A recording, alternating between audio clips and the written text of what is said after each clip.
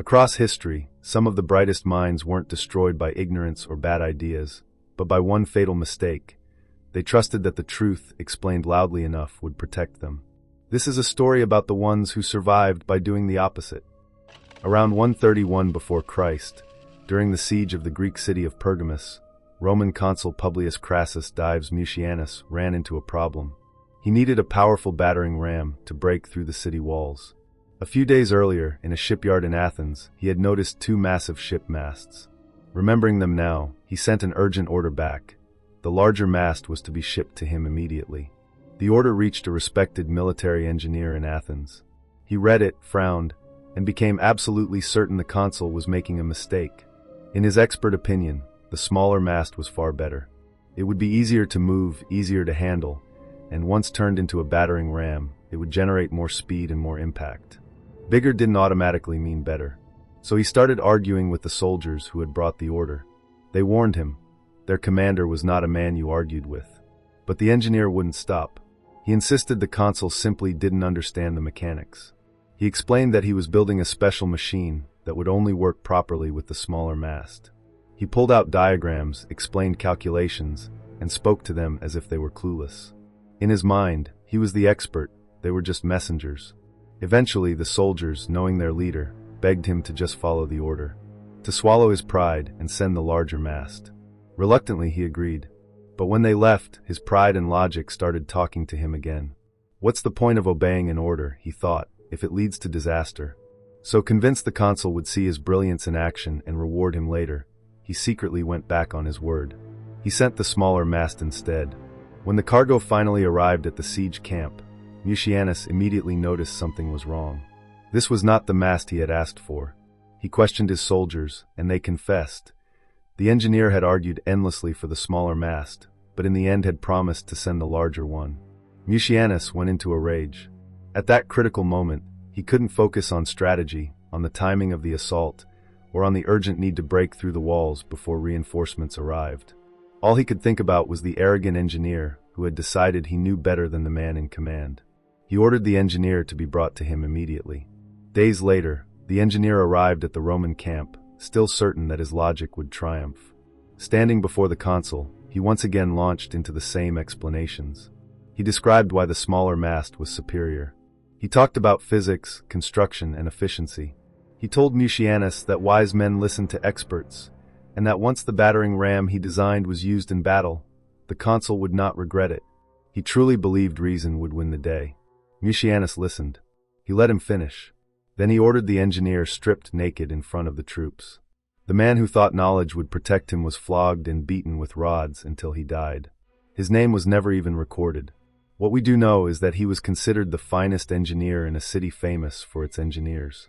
He had dedicated his life to designing masts, columns, and siege devices. Technically, he was right. A smaller ram can create more speed, more concentrated force. Larger is not always better. But he was fatally wrong about something else. He believed that because he was right, he would be safe. He believed that logic and diagrams were neutral. He believed that if he just explained clearly enough, a powerful man would abandon his pride and admit his mistake. That's not how power works. This man was the perfect example of what we might call the arguer, a type you can find everywhere in modern life.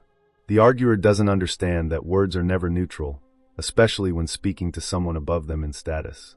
When you argue with a superior, you're not just debating ideas. You're quietly suggesting that they are wrong, blind, or foolish. You're poking at their ego. And the more cornered they feel, the less they care about your logic. Each person believes they are right. Each person is attached to their viewpoint. Pure reasoning almost never breaks through that attachment. So the arguer talks more, explains more, debates more, and digs his own grave deeper with every sentence. He makes the other person feel small, exposed, or insecure. And once someone feels that way, even the wisdom of Socrates wouldn't save the conversation.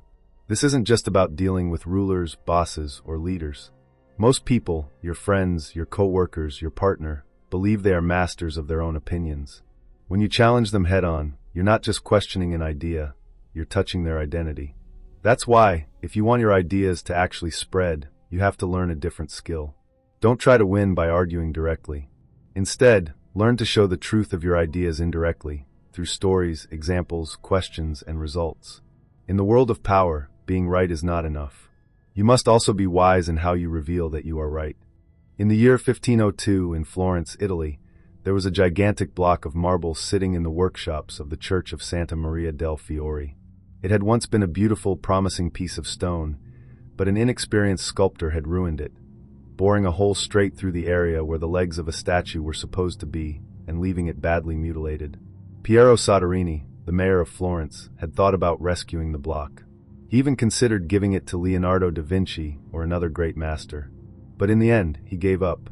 Everyone agreed the marble was destroyed beyond repair, and so it was left there, abandoned, collecting dust in the dark halls of the church. That was the situation until a few friends of Michelangelo, who was living in Rome at the time, decided to step in. They wrote to him, insisting that if anyone could save the marble, it was him.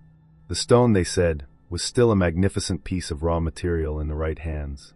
Michelangelo traveled to Florence, examined the damaged block, and decided he could still carve a powerful figure out of it if he adapted the pose to work around the mutilation. Soderini wasn't convinced. He argued that trying to salvage this block was a waste of time. In his mind, no one could fix such a disaster.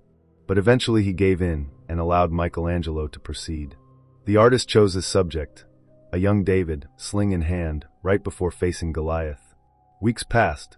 Michelangelo worked intensely, and the statue neared completion. One day, as he was putting the final touches on the sculpture, Soderini came to the studio. Seeing himself as something of an art expert, he studied the massive figure and said that while it was magnificent, the nose, in his opinion, was too big. Michelangelo immediately understood the problem. Soderini was standing too close and at the wrong angle to judge the proportions properly. Without arguing, he invited Soderini to follow him up the scaffolding. When they reached the level of the statue's nose, Michelangelo picked up his chisel and quietly scooped some marble dust from the planks. With Soderini watching just a few feet below, Michelangelo began gently tapping near the nose, letting the marble dust fall slowly from his hand, as if he were carving. In reality, he didn't change the nose at all. After a short while, he stepped back and said, "Look at it now." Soderini looked up, satisfied. "Much better," he said. "You've made it come alive." Michelangelo knew that even a tiny change to the nose could ruin the entire statue. The balance, the proportions, the expression, everything depended on that one detail staying exactly as it was. But Soderini, his patron, was proud of his expert eye. He wanted to feel included, to feel like his opinion shaped the work. If Michelangelo argued with him, he wouldn't just bruise his ego, he might lose future commissions, influence, and support. So Michelangelo didn't debate, didn't lecture, didn't try to prove Soderini wrong with words. Instead, he used strategy. He climbed the scaffolding, took his tools, and pretended to adjust the nose.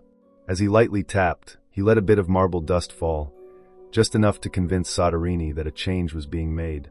Then he stepped back and asked, "What do you think now?" From this slightly different angle, and believing the nose had been altered, Soderini was satisfied. "Much better," he said. The statue remained perfect. Soderini felt respected and important, and Michelangelo proved his point without a single argument. That's the power of winning through actions instead of words. No one feels attacked, no one's pride is wounded, and your idea still wins, completely intact. In the world of power, you have to judge every move by its long-term effect on people, not by the thrill of winning in the moment. When you try to prove a point through arguments and debates, you never really know what you've planted in the other person. On the surface, they might nod, smile, and agree. But inside, they might feel humiliated, irritated, or quietly resentful. One careless phrase can hit their insecurities, and your victory becomes a long-term loss. People also don't truly trust words. We all know that in the heat of an argument, anyone will say whatever supports their side. We quote holy books, throw around random statistics, and dramatize stories all to feel right. But deep down, everyone knows words are slippery. A few days later, they drift back to their old beliefs out of habit. Your perfect logic doesn't change much. Action is different. Demonstration is different. When you show something instead of arguing it, you leave no room for denial or offended pride. It's right there in front of them. The result, the change, the proof. Now the statue's nose really does look right. No insults, no hidden jabs, no misinterpretation, just reality. People can fight your opinions, but they can't argue with what they see. As Baltasar Gracian said, The mind is usually seen, rarely heard. Sir Christopher Wren was England's own version of a Renaissance man. He mastered mathematics, astronomy, physics, and physiology. Yet through his long career as the country's most celebrated architect, powerful patrons often demanded impractical changes to his designs. Wren never argued. He never offended. He had a better way to prove his point. In 1688, Wren designed a magnificent town hall for the city of Westminster. The mayor, however, was anxious. He feared the second floor wasn't safe and might collapse onto his office below. He insisted that Wren add 2 massive stone columns for extra support. Wren, the precise engineer, knew the structure was perfectly sound. The columns were completely unnecessary, and the mayor's fears were unfounded. But Wren agreed. He ordered the columns to be built, and the mayor felt reassured. Years later, workmen standing high on scaffolding noticed something curious. The columns stopped just short of the ceiling. They weren't supporting anything. They were dummies. Both men had gotten what they wanted. The mayor could relax, believing his office was safe. Wren knew that anyone who studied the building closely in the future would see that his original design worked perfectly on its own. This is the power of demonstration. When you show instead of argue, people don't feel attacked or defensive. They are more open to persuasion. Making someone literally and physically feel your idea is far more powerful than confronting them with words. Consider another example. Once, while Nikita Khrushchev was giving a speech condemning Stalin's crimes, a heckler interrupted him. "You worked alongside Stalin. Why didn't you stop him?" Khrushchev couldn't see who had spoken. He barked, "Who said that?" Silence. No hand went up. No one moved. After a few tense seconds, Khrushchev spoke softly. "Now you know why I didn't stop him." Instead of debating or explaining that anyone who opposed Stalin risked immediate death, he made the audience feel what it meant to stand under a dictator's gaze. In that moment of fear and paralysis, they experienced the terror, the paranoia, the danger of speaking out. The demonstration said everything. No further argument was needed. The most powerful persuasion doesn't just rely on actions. It rises into the realm of symbol. A symbol, a flag, a story, a monument, a place loaded with memory, communicates without a single word. Everyone understands the message. In 1975, while Henry Kissinger was locked in tense negotiations with the Israelis over returning part of the Sinai Desert they had captured in 1967, he suddenly broke off a difficult meeting to go sightseeing. He visited Masada, the ruins of an ancient fortress known to every Israeli schoolchild. Masada is where, in 73 AD, 700 Jewish defenders chose mass suicide rather than surrender to the Roman forces surrounding them. Kissinger didn't lecture. He didn't threaten. He simply went to Masada. The symbolism was obvious. His visit quietly suggested that Israel, by refusing compromise, was steering itself toward a kind of national suicide.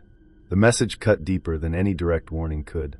Even if it didn't instantly change their position, it forced them to think far more seriously. When you seek power, or want to protect the power you already have, look for the indirect route. Ask yourself, can I demonstrate instead of argue? Can I use symbol instead of speeches? And choose your battles with care. If, in the long run, it doesn't truly matter whether the other person agrees with you, or if time and experience will eventually teach them what you already know, then don't waste your energy trying to prove yourself. Sometimes the most powerful move is to save your strength, skip the demonstration, and simply walk away. Verbal arguments have one crucial use in the game of power. They can distract and cover your tracks when you're deceiving someone or when you've been caught in a lie. In those moments, your best weapon is not silence, but conviction. The more passionately and confidently you argue, the harder it becomes for the other person to believe you're lying. This tactic has rescued countless con artists. One of the most brilliant among them was Count Victor Lustig. He had already sold dozens of victims across the United States a fake machine that he claimed could duplicate money. Most of his targets, once they realized they'd been fooled, preferred to swallow the loss rather than expose themselves to public humiliation by going to the police. But Sheriff Richards of Renzen County, Oklahoma, was not that kind of man. He refused to accept losing $10,000 to a fraud. One morning, he tracked Lustig down to his hotel room in Chicago. Lustig heard the knock at the door and opened it to find himself staring straight into the barrel of a gun. "What seems to be the problem?" he asked calmly. "You son of a bitch," the sheriff shouted. "I'm going to kill you. You conned me with that damn box of yours." Lustig instantly shifted into his argument strategy. He widened his eyes in confusion and replied, "You mean it's not working?" "You know it's not working," the sheriff growled. "That's impossible," Lustig said firmly. "There's no way it couldn't be working. Did you operate it properly?" "I did exactly what you told me," the sheriff insisted. "No, you must have done something wrong," Lustig replied, sounding absolutely sure of himself. The conversation began to loop. Accusation, denial, insistence, certainty. Bit by bit, the argument pulled the sheriff away from his rage and into confusion. Slowly, the gun lowered. Now Lustig moved to the second phase of his tactic. He launched into a long, technical explanation of how the box supposedly worked, using complicated pseudoscientific jargon. The sheriff, out of his depth, argued less and less. His confidence faded. Lustig, meanwhile, stayed steady, rational, and absolutely convinced. Finally he said, "Look, I'll give you your money back right now. I'll also write down clear instructions on how to use the machine, and I'll personally come out to Oklahoma to make sure it's working properly. There is no way you can lose on that." The sheriff hesitated, then reluctantly agreed. To fully calm him, Lustig pulled out 100 $100 bills and handed them over. "Relax," he told him. "Enjoy a good weekend in Chicago." The sheriff left the hotel, unsettled but pacified. Over the next few days, Lustig checked the newspapers every morning. Eventually, he found what he was waiting for, a short article describing Sheriff Richards's arrest, trial, and conviction for passing counterfeit bills. Lustig had won the argument so completely that the sheriff walked straight into his own ruin, and never bothered Lustig again. Power never cared that you were right. From the nameless engineer at Pergamus to Michelangelo, Wren, Khrushchev, Kissinger, and even a con man like Lustig, the winners were never the loudest talkers. They were the ones who understood one brutal rule. You don't argue for power, you demonstrate it. So here's your test. The next time you feel that burning urge to explain yourself, to send the angry text, to write the long paragraph proving your point, don't. Pause. Ask yourself, can I show this in action instead of begging them to see it? Because the moment you stop arguing and start demonstrating, you stop being the arguer and start becoming the one people quietly adjust to. If this shifted something in you, don't just click away and forget it. Like this video, so it reaches the people still wasting their life in pointless debates. Subscribe and turn on notifications if you want more psychology of power instead of surface-level self-help. And when you're done, watch the next video I've left for you. If this one showed you why arguing is a trap, the next one will show you what to do instead when people try to pull you back into it. Stop trying to win with words. Let your results do the talking, and let everyone else argue with reality.